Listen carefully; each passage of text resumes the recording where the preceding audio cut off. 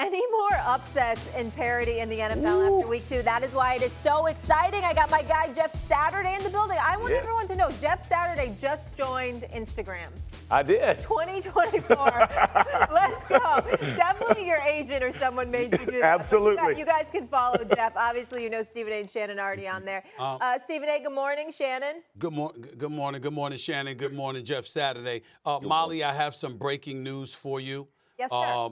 It's breaking news. It's devastating news. What? Rare is the moment will I be commenting about anybody's wardrobe any longer. My sister Carmen is with me, and she says, I don't look good enough to be commenting on other people's wardrobes. I need you to check. Did Carmen say that? Carmen said that to me. She Good hurt job, my Carmen. feelings. She hurt my feelings. Oh, and you know what? I knew you say that, Shay. I knew you say that. She said Shannon's been looking sharp.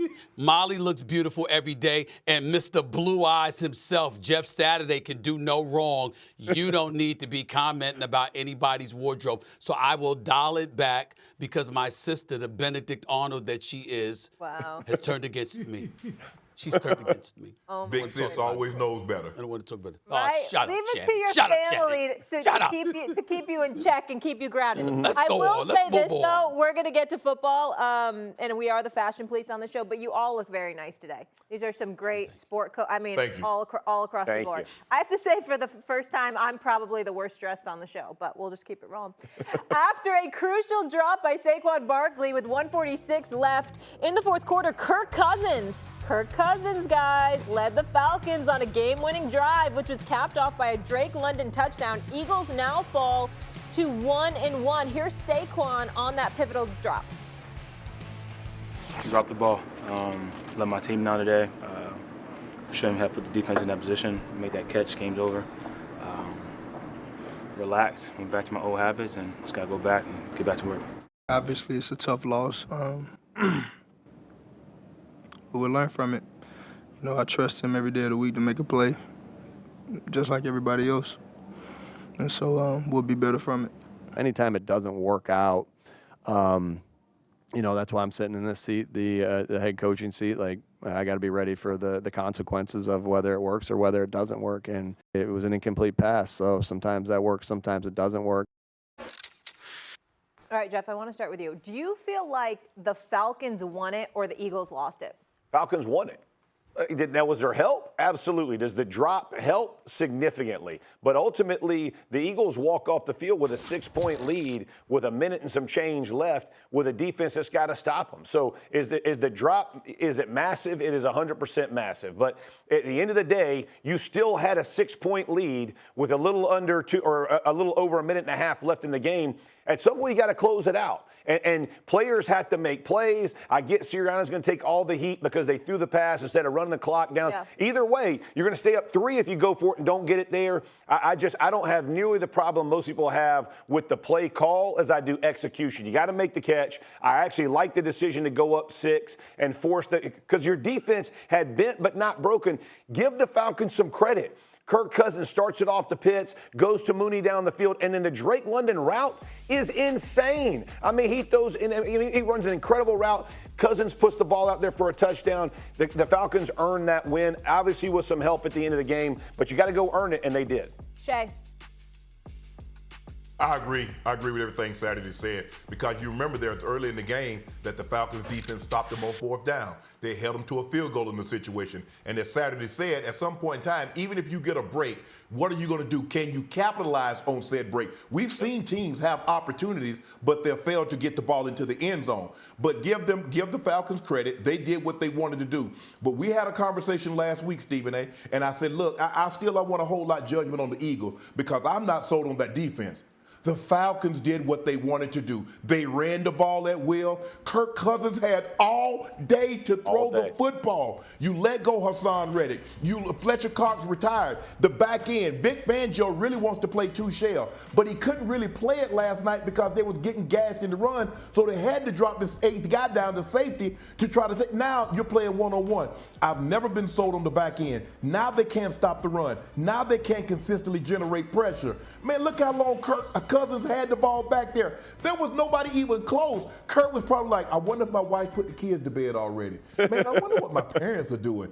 Man, it's probably a beautiful day in Minnesota. The sun, I mean, he had all that kind of time to throw the football. At some point in time, it doesn't come down to who's diagramming the plays. It's not X's and O's. It's Jims and Joes. And if you go back and study Vic Fangio, and I know Vic Fangio for a long time, you look at what he had in San Francisco. He had them boy dogs. He had Navarro Bowman. He had Patrick Willis. He had Justin Smith. So yeah, and he had Alden Smith. Yeah, you can play cover two, because you're going to generate pressure with Justin Smith and Alden Smith. Yes, you're going to have Navarro Bowman and Patrick Willis. Patrick Willis is a Hall of Famer. Of course, he doesn't have that. Those guys are going to have to dig down deep. You got under 2 minutes left. All you need is a first down to win the game. We knew that, all right? Okay, you didn't get it. You didn't have to call. Of course, it wasn't a bad play call. Definitely the responsibility, the onus falls on the shoulders of Saquon Barkley, because you got to catch that 3rd and 3. You got to catch that football,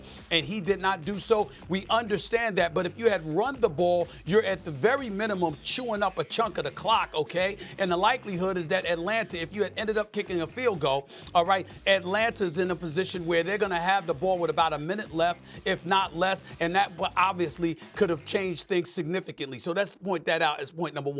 Number 2, last night was the Eagles' 4th blown lead in the final 2 minutes of regulation since the start of last season. Okay, we understand that over the last 11 games, their record is 2-9.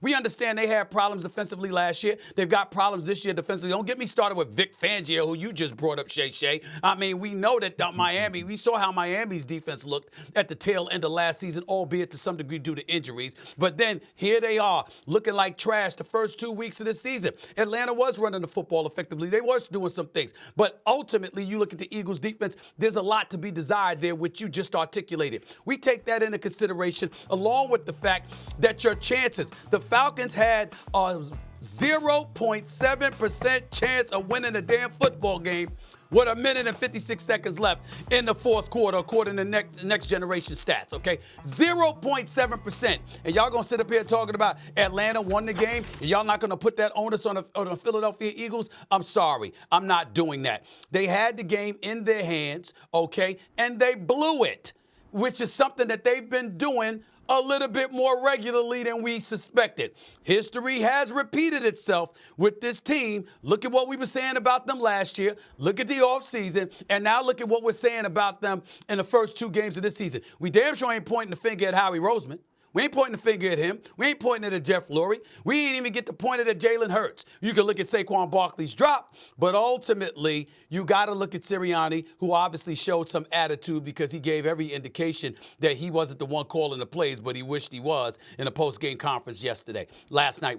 I definitely think this was the Eagles losing this as opposed to Atlanta winning it.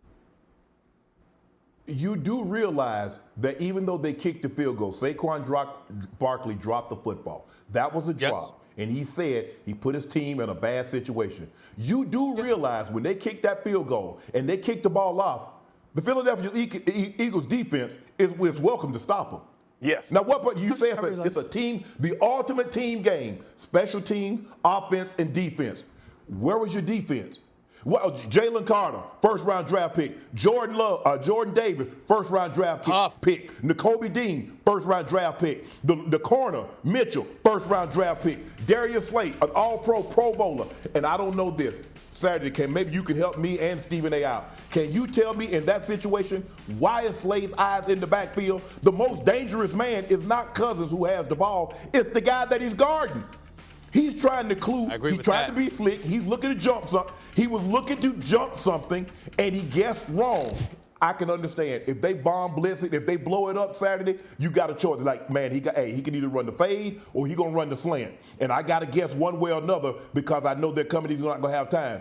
But you can't take that chance when your D-line can't get the pressure and the ball has to come out quick. He guessed wrong, and he paid for it dearly. But I disagree with you, Stephen A., for the simple fact that the Eagles' defense, they are allowed to stop. And we come out here a lot of times on Monday morning and Tuesday. You're like, that game was right there for the taking. Stephen A., you said it all the time. That game was right there for the taking, and they let it slip out of their hands. Well, the Atlanta Falcons didn't let it slip. And they made the Eagles pay for that one mistake that they had at the end of the game. That's exactly right. And listen, because you go all the way back to the first, they went for it. Nick Sirianni, their team is aggressive the entire game. The first quarter, they have a fourth down in the red zone and they decide to go for it. They come away with no points. This didn't just change. He wanted to put a fork in them. They call a good play. It's a drop by your player. But to Shannon's point, you got a defense and you're up 6. And they'd given up one touchdown on a 0 blitz where the guy makes a good play and scores a touchdown. But to have them walk down the field as fast as they did was crazy. Everybody's, if they gave him time, it didn't take the Falcons long to put that drive in. There was still 35 seconds left, or 34, when they scored. So they moved the ball down. Mooney's wide open on the sidelines, Pitts early, and then the London touchdown. As you looked at this, there is plenty of opportunities for players on the Eagles football team to win that game. They didn't get it done. That means the Falcons took it to him. And to Shannon's point, more teams have to take advantage of the opportunities the Falcons did. Don't discredit them because they took credit of it or took full I'm not discrediting them. Yes, you are. I'm not discrediting them. I'm doing no such thing. Yes, I'm doing no such. Hold on, hold on, Sergeant Friday. I'm aware of the fact that Bijan Robinson, 97 yards, averaging like 6.9 yards per carry. I mean, damn, that's on the defense. I get that. I'm looking at Kirk Cousins, driving them downfield. The man was 0-9 on Monday Night Football to start off his career. He's won 4 of his last 5 Monday Night Football games. Give him credit where credit is due. I'm not trying to steal credit. I'm simply playing the numbers game. You had a 0.7% chance of winning this game with under 2 minutes left. And because the Philadelphia Eagles had the ball and the lead and was in their territory, you had all the odds stacked in your favor. To me, to lose that game, you blew it. I'm not trying to take anything away from Atlanta, but the clock was ticking. It was on your side. The field position was on your side. The scoreboard was on your side. And still, you found a way in less than 2 minutes to blow that game. That's all we saying here. Stop trying to act like I'm saying something else. Shannon, y'all trying to throw shade on it. Shannon, let me ask you this. Because we obviously had a myriad of upsets in week 2, right, in both the AFC and NFC, but we saw a lot of top teams lose. How much confidence do you still have in the Eagles to make an NFC Championship game? That defense, they're going to have to do. Look, they're going to get A.J. Brown back. He was sadly missed last night because he's a big play receiver. One pressure on him early and brought him down. Other than that, they didn't even come close. They didn't even pinch him. I mean, other than that one sack, that's the only time his uniform got dirty. And if you remember, Troy Aikman alluded to, I'm not healthy. Well, the guy has an Achilles. Kirk Cousins has never been mobile. He's been a prototypical drop-back quarterback his entire NFL career. And so now you mean to tell me you're just going to sit there and you're not going to put him to the test? You're not going to make him get off a spot? Now, the one thing we do know about First Cousins, you let him sit back there in the pocket, and he will absolutely pick you clean. That's always been his MO. Teams that get to Cousins, they light him up. They heat him up. And Stephen A., you keep saying there's 0.7% chance. That's not 0.0.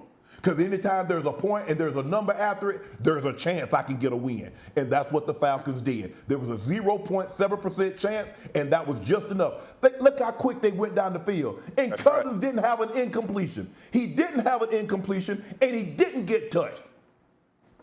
I will say for Fangio, I still think they're a good enough team to make it to the NFC Championship. Fangio's going to have to figure out how to create pressure because the first 2 weeks, the Eagles lead the league in worst pass rush rate in the NFL, and it's not close. To your point, Shannon, at some point you have to create pressure to make quarterbacks uncomfortable. They have not been able to do that yet. That means he's going to have to come out of that 2 shell. Something's going to have to be figured out. If they can do that, create some pressure, I think this team is good enough on offense to get them back to that championship.